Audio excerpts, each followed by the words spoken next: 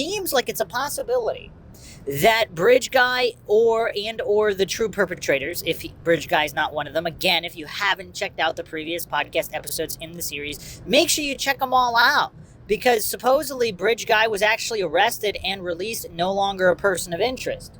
Now, why would that be? Is it because was there some kind of error in communication, or is the guy that's on the recording not the guy that perpetrated the crime?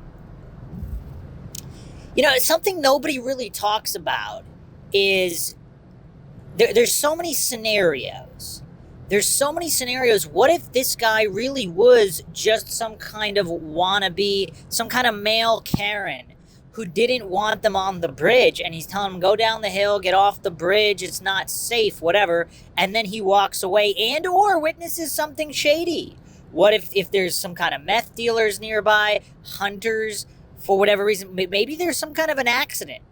I don't know. Again, whoever's not there didn't know. Is it possible Bridge Guy witnessed something, or did he simply just want them off the bridge? He didn't want them walk back the way they came because they were closer to the end that he walked them off of. And he simply, again, in his Karen-like stupor, he just wanted them off the bridge. Is it possible they somehow found out he was not guilty of the crime? And furthermore, if he actually left before the crime took place and he just told them don't walk back across the bridge, and they're forced to find some other way around, either they had done that before or not. Again, logistics-wise, that's kind of irrelevant to the point. The point here is, what if the guy captured on the video is some guy they thought were creepy? Maybe he saw them going towards the bridge, and if he's kind of like a male Karen, he doesn't want kids on the bridge. And he followed them out on the bridge to get them off the bridge. And if he's that much of a Karen, would he walk them back across a greater distance of the bridge?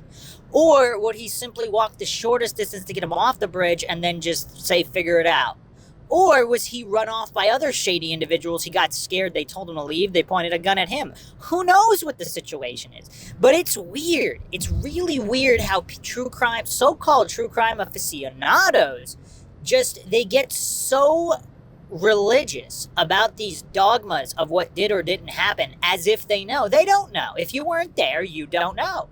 You can surmise, you can ponder, you can pontificate that law enforcement might know all of this information, might know more information, and might not be releasing it. They might know exactly who did it. If you haven't checked out the previous episodes on different groups of people that may or may not be guilty, and law enforcement can't narrow it down, but somehow they know it's one of two groups of people, or one of two individuals, that could be the case. It could not be the case. We really don't know. Now, was that a deceptive statement? It seems like it probably wouldn't be, because what would be, again, we don't see this in other cases. It's a really strange thing to say. It's not who you would expect.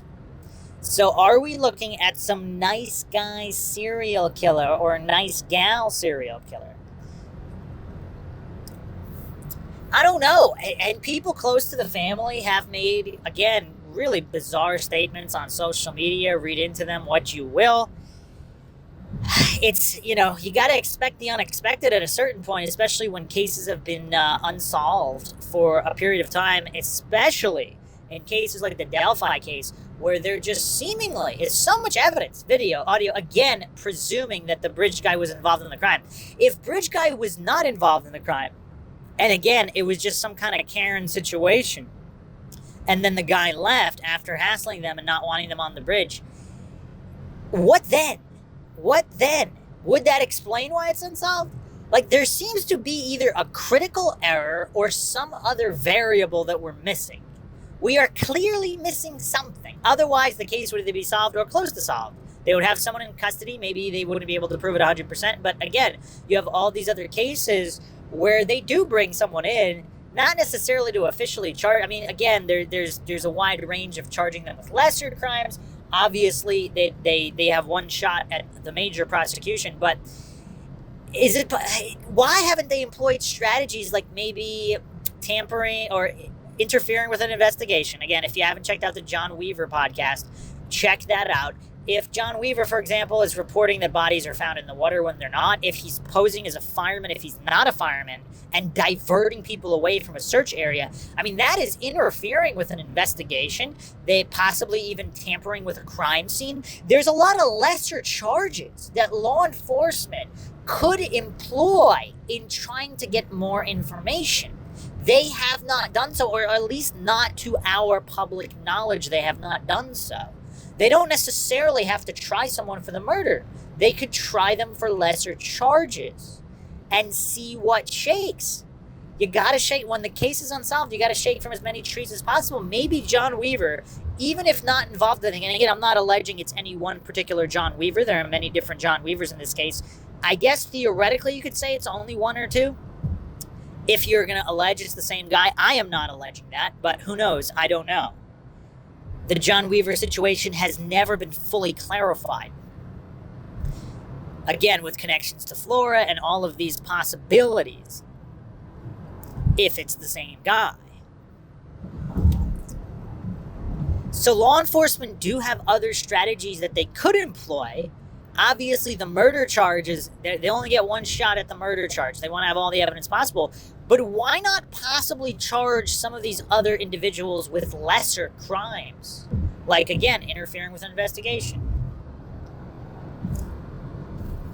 Tampering with a crime scene.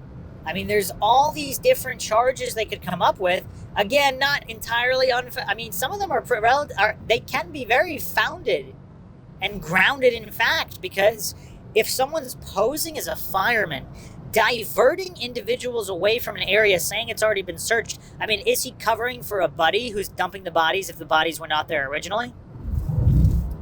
Again, this is a subject a lot of goofs get triggered about because of the thermal imaging drone, where, again, I'm not saying what happened or didn't happen, but it is possible that the bodies were not there. If the drone was not malfunctioning, if the operator was not completely incompetent, it's possible they were not there, and that would account for a lot of strangeness as well if they were taken elsewhere then brought back, particularly if there was never any intention to kill them in the first place. And if there's more than one individual involved, one of them's unhinged. These are things I went over in the previous episode. Make sure you check that out. But there's a lot of possibilities if they weren't there originally. But going back to lesser charges that law enforcement could pursue, I mean, these are valid avenues, especially if you've hit a dead end. I mean, who out there believes that law enforcement is still actively moving forward in this investigation? I mean, maybe they are. Are they really still going around interviewing countless people and trying to solve this crime? Maybe they are. Maybe they are. But from the outside, it looks like they're just waiting on a tip. And they have said so much in certain ways that they just need that one more piece. So is all this endless speculation on all these violent criminals, is it misplaced? Again, we really don't know, because just because law enforcement said it was someone who you wouldn't expect, that doesn't, even if they're not being deceptive, even if they truly believe they got the right guy, but it's not the right guy, then it could be a previous violent offender. However, there's a few issues with the DNA evidence, of course. So supposedly they have DNA evidence. Again, I don't think this has been officially confirmed, but there have been numerous rumors and such. There might be DNA at the scene, and that the DNA does not match someone in the system. So this individual is not in the system. Again, there's a few other variables here. If the sample is that degraded, and it is someone in the system, and for whatever reason it's not matching because it's a degraded sample, obviously we don't even know if they really have a sample, and if they do, we don't know the quality of the sample.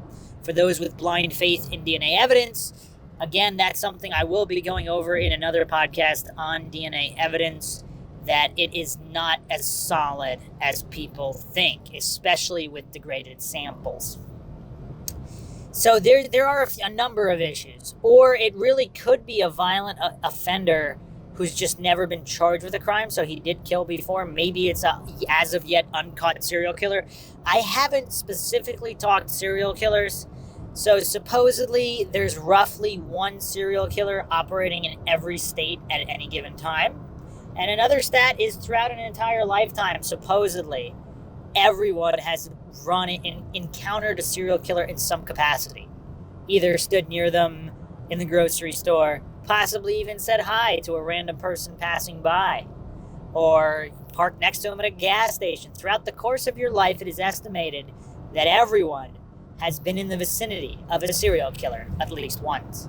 So it's not like there's this major lack of serial killers to the point where it couldn't have been a serial killer.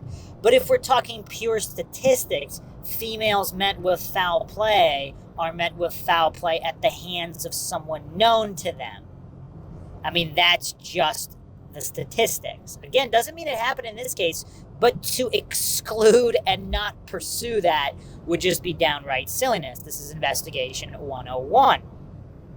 So if it were a serial killer, but the thing is, a serial killer is expected, is it not? And the other statement that doesn't make any sense is supposedly there's no danger to the community. What a bizarre thing to say by law enforcement. I've dissected that statement in the past as well. How would they know unless they know exactly who it is? And that maybe that individual is affiliated with law enforcement. Maybe there was no intention to kill the girls. Something went wrong. That's how they know it's not a danger to the public, because there is no serial killer out there. It's a situation that they're aware of with individuals they are aware of.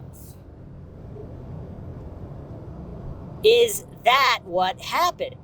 Is it a Freudian slip of sorts, or is it just some kind of false placation by law enforcement to keep everyone calm? But it just seems strange to do that. Then again, it seems strange to call off the search with dropping temperatures,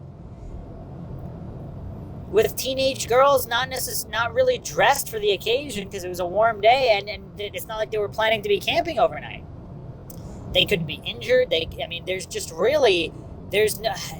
It's strange how many people try to explain away calling off the search. It doesn't make any sense.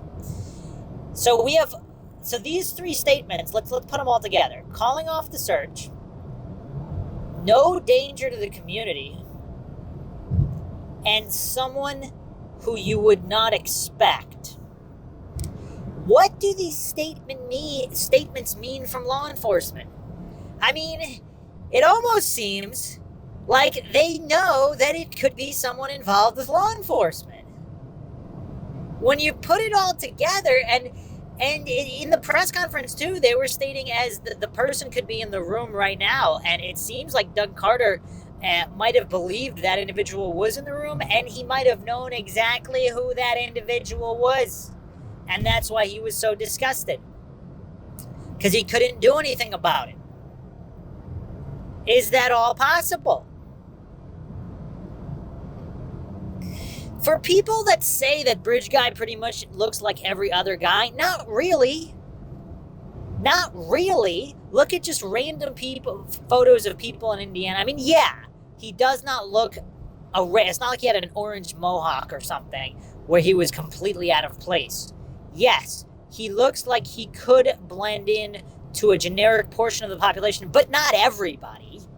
I wouldn't even say 50% of people out there. There's, maybe 25% if we had to guess, from a distance, blurry. Maybe, which is a fair amount of people. It's definitely not easy to pick them out, but you could also exclude a fair amount of people as well. What's really uncanny is how Toby Leesenby kind of sort of does look like Bridge Guy. So does Ron Logan, who happened to live right there, but also supposedly has a bulletproof alibi. So it is curious. Some people think Bridge Guy kind of looks like Mike Patty.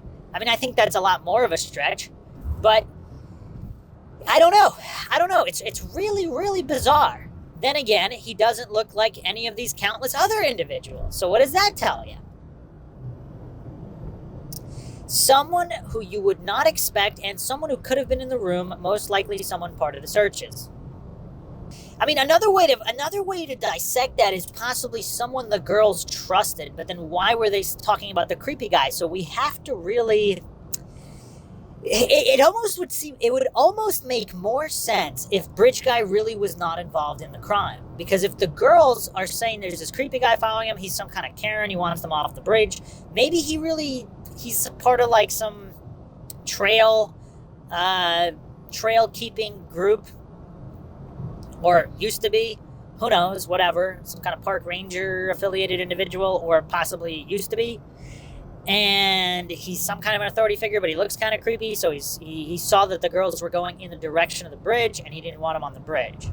They thought he was creepy. So that some creepy guy stalking girls, that is someone you would expect. So again, if we're taking on face value, the law enforcement statement is someone you wouldn't expect.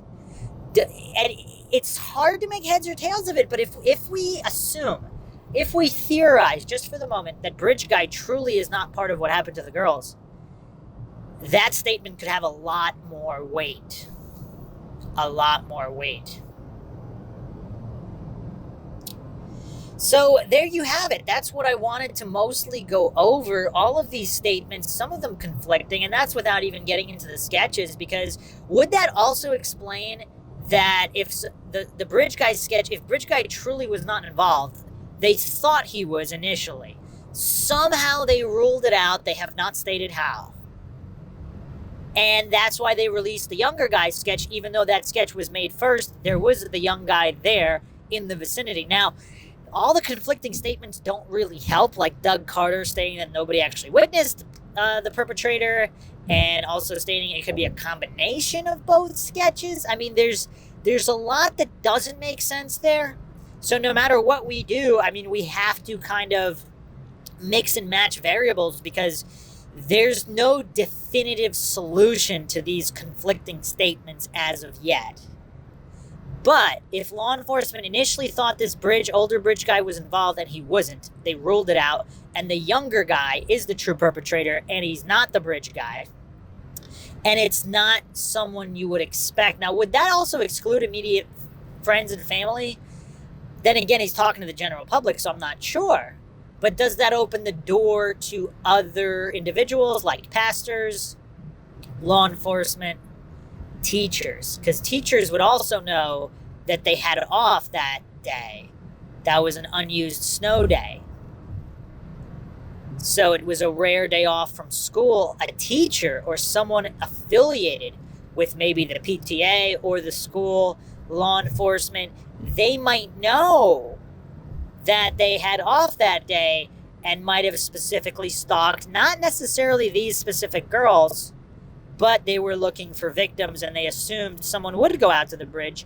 Although, from what locals state, there is a percentage of locals that don't even know that bridge is there. I mean, now they do, but at the time of the crime, there were a lot of people who lived nearby who didn't even know about the Monon High Bridge. So these are all things to keep in mind. It's very, very curious, very, very perplexing. The next episode will be really, really mind-shocking. We are going to go over more possible surveillance of the area at the time of the crime. Hope you guys enjoyed another edition of MindShock True Crime in the Delphi case series. If you enjoyed the podcast, you want to support MindShock, you can donate to our PayPal. Just check the link in the description. Help us get more mind-shocking content out there. Make sure to subscribe to the channel, hit the bell for notifications, like and share this podcast on social media platforms, of which you can find us on Twitter, Facebook, Reddit, and Patreon. Patrons do get priority for case topic, logical analysis, co-podcast requests. You could also be a guest on the podcast depending on your tiers, and it's another way to support the channel. Consider becoming a patron today. Questions, comments, theories, thoughts, suggestions, rebuttals, debunkings of any kind, leave them in the comment section. This is Bruce McGuire signing off. Catch you guys next time.